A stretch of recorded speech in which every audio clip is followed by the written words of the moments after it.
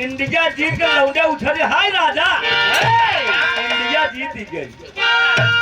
चला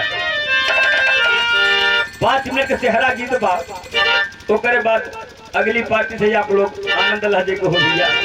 अब आज देखा तो ना के नाम लेके बताइए। चलो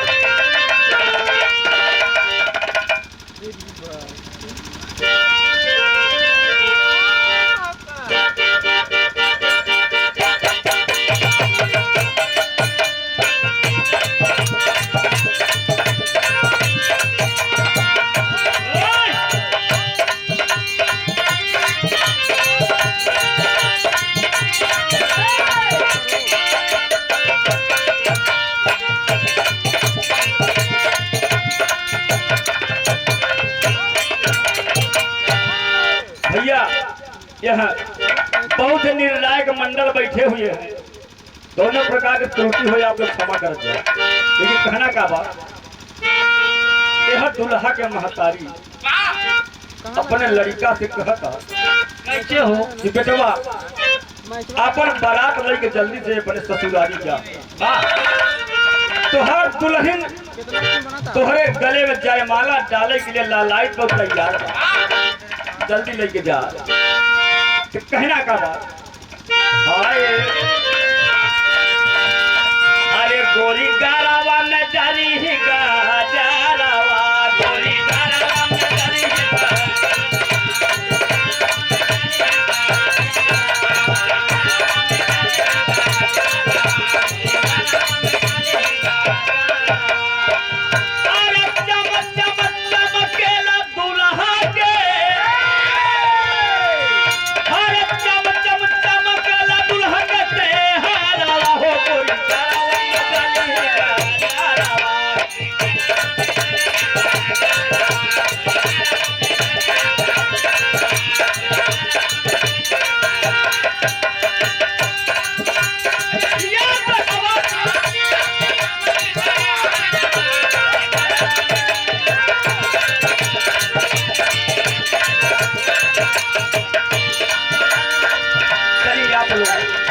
बात समझ ले। थोड़ी देर के लिए परानीपुर अयोध्या हो गया और पथरहवा जनकपुर, मुन्ना भाई दशरथ हो गए, अनिठुर यादव जनक हो गए। अयोध्या से बारात जनकपुर में आई है बाबू। कहना का बाबू, अरे दुल्हा का माई उतर लिया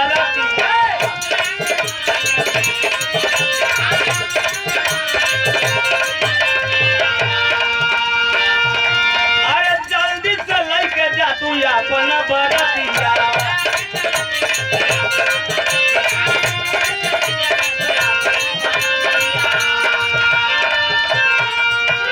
अरे बुआ दे आखी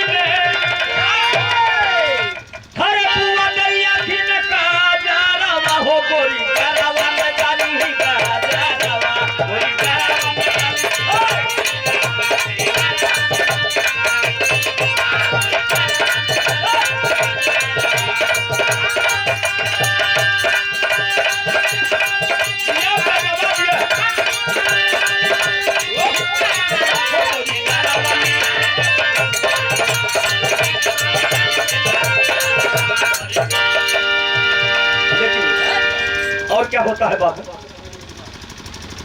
इधर बड़ी सुंदर बारात सज धर के अयोध्या में जनकपुर में आई है बाबू। जल्दी कर। इधर कहना का बात, अरे प्रेम का बगीचा में खुशबू या पार हो।